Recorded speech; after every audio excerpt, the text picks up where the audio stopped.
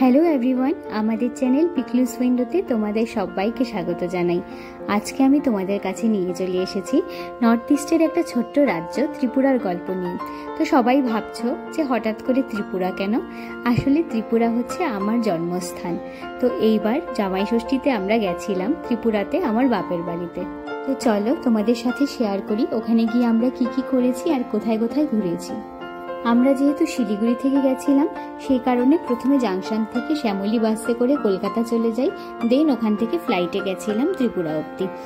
আমরা চাইলে পুরো জার্নিটা ফ্লাইটেই করতে পারতাম, কিন্তু সেক্ষেত্রে কানেক্টিং ফ্লাইট নিতে হতো, হয় গুয়াহাটি হয়ে যেতে হতো নতুবা কলকাতা হয়ে যেতে হতো।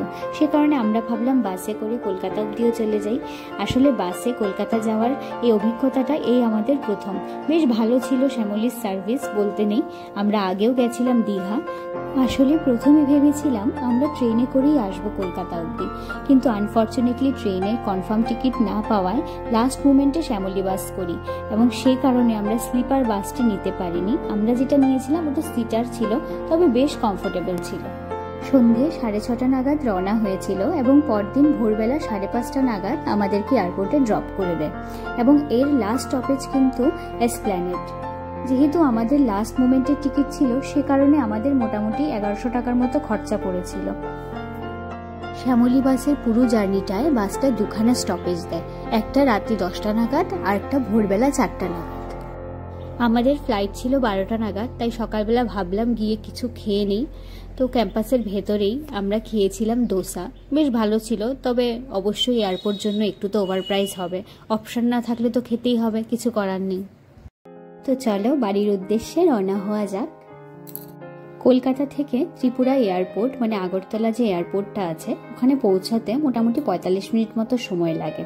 আমরা মোটামুটি 1টা নাগাদ পৌঁছে গেছিলাম। তো আগরতলা থেকে উদয়পুর মানে আমার বাড়ি হচ্ছে 50 কিলোমিটার, তো ওর জন্য আরও 1.5 ঘন্টা মতো সময় লেগেছিল। যেদিন বাড়ি গিয়ে ঢুকলাম সেদিন আর ভিডিও করার মতো এনার্জি ছিল না।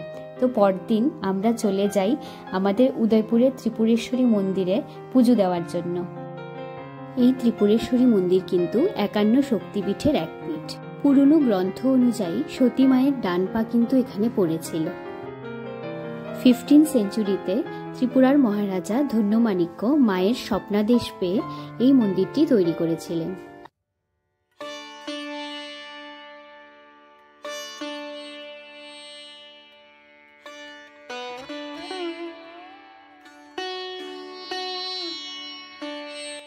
এই মন্দিরে বর্তমানে নতুন করে সংস্করণের কাজ চলছে, তাই সবটা তো ঘুরে তোমাদেরকে দেখাতে পারলাম না, কারণ এই মন্দিরের যে এন্ট্রান্স বা আশপাশটা সবটা নতুন করে ভেঙে আবার তৈরি হচ্ছে। একদম এখনের যে নতুন করে তৈরি হবে সেটা কিন্তু দেখতে একদম কচ্ছপের আকৃতির হবে।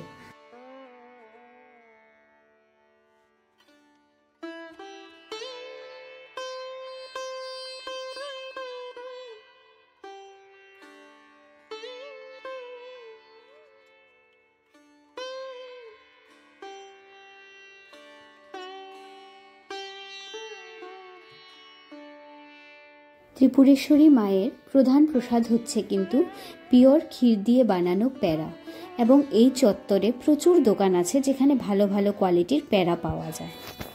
ওখান থেকে তোমরা প্যারা, ফুল, বেলপাতা এসব নিয়ে পুজো দিতে যেতে পারবে। এই মন্দিরের পেছন দিকটায় আছে কমলা সাগর নামে একটা অনেক বড় দিঘি।